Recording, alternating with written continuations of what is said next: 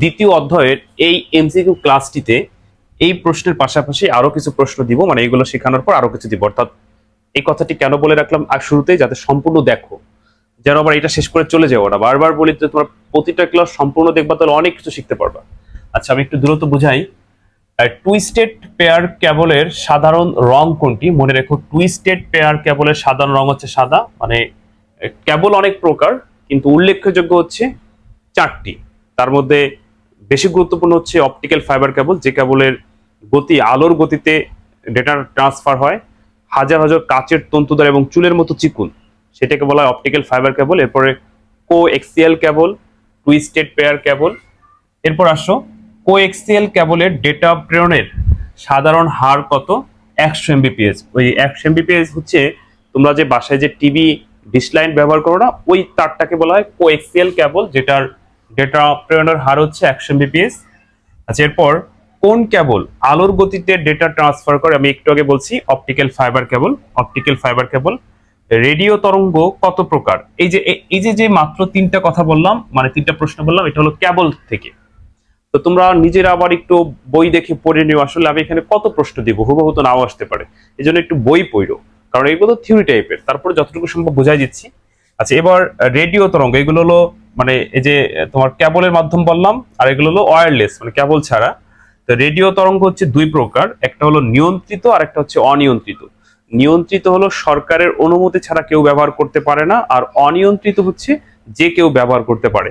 তাহলে রেডিও তরঙ্গ কত প্রকার বলো তো? রেডিও তরঙ্গ হচ্ছে দুই প্রকার, একটা হচ্ছে নিয়ন্ত্রিত আর একটা হচ্ছে অনিয়ন্ত্রিত। আচ্ছা, টেলিভিশনের রিমোট কন্ট্রোলে ব্যবহৃত হয় কোনটি? ওই যে টেলিভিশনে, এটা কিন্তু আমরা যে যখন তুমি টেলিভিশন রিমোট ব্যবহার করো, টিভির সাথে কি রিমোটে কোনো তার লাগানো থাকে? থাকে না।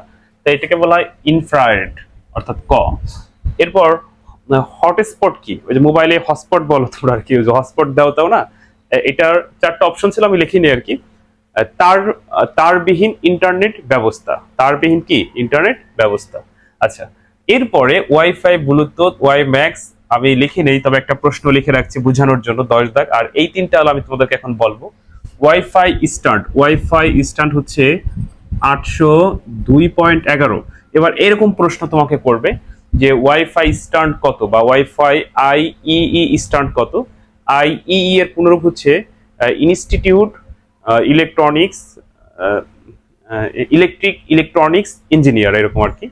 তো ওয়াইফাই স্ট্যান্ড হচ্ছে 802.11। এখন তোমাকে বললো যে ওয়াইফাই স্ট্যান্ড কত, চারটা অপশন দেওয়া আছে, 802.11, 802.16, 802.15, এরকম দিয়ে চারটি অপশন দেওয়া থাকলে তুমি বেশি নিবা 802.11। মনে রেখো, এগুলো কিন্তু সৃজনশীল কাজে লাগবে, আবার এমসিকিউ এখানে একটা থাকেই প্রায়। মানে আবারও বলে, এই দ্বিতীয় অধ্যায়ের এমসিকিউ বেশি আসে। আচ্ছা, ব্লুটুথের স্ট্যান্ড কত? ব্লুটুথের স্ট্যান্ড হচ্ছে 802.15, আর ওয়াই ম্যাক্স এর স্ট্যান্ড হচ্ছে 802.16। এই ওয়াইফাই হচ্ছে তোমার মানে 50 মিটার থেকে 200 মিটার পর্যন্ত তার বিহীন ইন্টারনেট সংযোগ দিতে পারে। এটাকে লোকাল এরিয়া নেটওয়ার্ক বলে। কি বলে বলতো? Local area network. যেমন এখানে বলছে আইইই 802.11 প্রযুক্তির সাহায্যে কোন নেটওয়ার্ক তৈরি করা যায়? তাহলে 802.11 সাথে কোন নেটওয়ার্ক তৈরি করা যায়? এখানে চারটা দেওয়া আছে। দেওয়া আছে প্যান মানে পার্সোনাল এরিয়া নেটওয়ার্ক, ল্যান মানে local area network, WAN world area network, campus area network. তাহলে 802.11 হলো কি? 802.11 হচ্ছে ওয়াইফাই। তো ওয়াইফাই এর মাধ্যমে লোকাল এরিয়া নেটওয়ার্ক হয়। যদি এখানে 802.11 না বলে 802.15 বলতো, মানে 15 বলতো, তাহলে কিন্তু ব্লুটুথ হইতো। আর ব্লুটুথ হলো personal area network, personal area network. আচ্ছা, তো ব্লুটুথের স্ট্যান্ড কত? 802.15, এটাকে পার্সোনাল এরিয়া নেটওয়ার্ক বলে। ব্লুটুথ 10 মিটার, 10 মিটার পর্যন্ত, অর্থাৎ 10 মিটার পর্যন্ত তার ছাড়া ইন্টারনেট আদান প্রদান করতে পারে আর কি। আচ্ছা, তথ্য আদান প্রদান করতে পারে। ব্লুটুথ কত মিটার বলতো? 10 মিটার। মনে রেখে এগুলো। ওয়াই ম্যাক্স 802.16, এটা হচ্ছে 10 কিলোমিটার থেকে 50 কিলোমিটার, মানে একদম 0 থেকে 50 কিলোমিটার পর্যন্ত তথ্য আদান প্রদান করতে পারে তার ছাড়া। তাহলে ওয়াই ম্যাক্স হচ্ছে সবচেয়ে গতিসম্পন্ন। তো ওয়াই ম্যাক্স এর স্ট্যান্ড হচ্ছে 802.16। এটাকে বলা হয় মেট্রোপলিটন এরিয়া নেটওয়ার্ক। তো এই জিনিসগুলো যদি তুমি ক্যাচ করতে পারো, ধরতে পারো, তাহলে এই জায়গা থেকে যদি কোনো প্রশ্ন আসে সব পারবে। তাহলে এটা হলো কেবল মাধ্যম, আর এগুলো হচ্ছে ওয়্যারলেস মাধ্যম। ওয়্যারলেস মাধ্যম। তো শুরুতে বলছিলাম যে আমি এই ক্লাসে দ্বিতীয় অধ্যায়ের আরো অন্য অংশগুলো শেষ করে দিচ্ছি। এখন টপোলজি নিয়ে আলোচনা করব, একটু মনোযোগ সহকারে দেখো। আমি আরো কিছু প্রশ্ন লিখে রাখছি, একদম ভেঙে ভেঙে তোমাদেরকে বোঝাবে, একটু দেখো। তার আগে এক কথার উত্তরগুলো দিয়ে আসি। কোন প্রজন্মের মোবাইলে সর্বপ্রথম এমএমএস চালু হয়? এটা হচ্ছে দ্বিতীয় প্রজন্মের মোবাইলে এমএমএস চালু হয়। এই মোবাইল প্রজন্মটা একটু পড়ে নিও তোমরা। গ্রিন কোন মানে গ্রিন ফোন বলা হয় কোন প্রযুক্তির মোবাইল ফোনকে? CDMA. IP data network 4G, IP data network হবে 4G। আচ্ছা, এটা জাস্ট মোবাইল প্রজন্ম থেকে একটু পড়ে নিও। এই জায়গায় হলো বুঝার আছে এখন, এবং এইখান থেকে সৃজনশীল আর এমসিকিউ থাকেই থাকে টপোলজি থেকে। যেমন এইখানে দেখো 14 দাগে একটা প্রশ্ন লিখে রাখছি যে চিত্রটি কোন টপোলজি। এখানে একটা চিত্র দেওয়া আছে, যারা বেসিক ক্লাসটা করছো বা জীবনেও মানে টপোলজি দেখছো খুলে তারাই চিনতে পারবে। এটা হচ্ছে স্টার। এটা কি বলতো? স্টার টপোলজি, অর্থাৎ খ।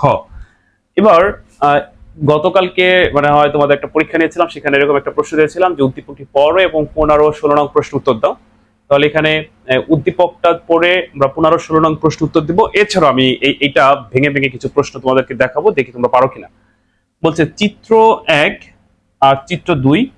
পুনরায় বলছে চিত্র 2 কোন ধরনের টপোলজি? এটা কোন ধরনের টপোলজি? এটা হচ্ছে বাস টপোলজি। কোন টপোলজি? Bus topology. ওকে, আচ্ছা। এই বাস টপোলজি সম্পর্কে বিস্তারিত বেসিক ক্লাসে আলোচনা আছে। 16 দাগে বলছে, অনেকে আমাকে বলছিল স্যার এটা বুঝতে পারেন, একটু বুঝাই বলেন। 16তে বলছে চিত্র 1 টপোলজি নোটগুলো পরস্পর সংযুক্ত করলে কোন টপোলজি হবে? মানে এই মুহূর্তে চিত্র 1 হলো রিং আছে, কি আছে? রিং। বাট এখানে রিং অপশন দেয় নাই, দেওয়া উচিত ছিল, তাহলে অনেকে আরো গুলাই ফেলতো। তাহলে এটা হলো রিং আছে, কিন্তু পরস্পর সংযুক্ত করলে হবে মেশ টপোলজি। কোন টপোলজি? Mesh topology. তাহলে রিং আর মেশ সেম। রিং এ হচ্ছে পরস্পর সংযুক্ত হয় না, আর মেশে হচ্ছে কি পরস্পর সংযুক্ত হয়। তাহলে 16 দাগে সঠিক উত্তর হবে মেশ। এই জায়গা আরো একটু বলে রাখি। এই দেখো এখানে হাইব্রিড বলছে, এখানে সংকর বলছে, একই ভাষা কিন্তু। হাইব্রিডের বাংলা হচ্ছে কি? সংকর, নাকি? আচ্ছা, এবার যদি এরকম প্রশ্ন করতো যে এইটা জয়েন্ট দিয়ে দিছে, যদি বলতে এবার উদ্দীপকের চিত্রটি মানে কোন টপোলজি, তাহলে কিন্তু হাইব্রিড হইতো। আমরা জানি হাইব্রিড টপোলজি কি? একটা টপোলজির সাথে আরেকটা টপোলজি জোড়াই দিলে যে টপোলজি হয় সেটাকে বলা হয় হাইব্রিড। আর আলাদা আলাদা থাকলে হচ্ছে সেটা নিজস্ব। তাহলে টোটাল টপোলজি হচ্ছে 6 প্রকার। টপোলজি কাকে বলে? একটি নেটওয়ার্ক মানে কম্পিউটার সাথে আরেকটি কম্পিউটার জুড়ে দিয়ে যে নেটওয়ার্ক তৈরি করা হয় তাকে টপোলজি বলে। টপোলজি 6 প্রকার: bus topology, star topology, ring topology, mesh topology, tree topology.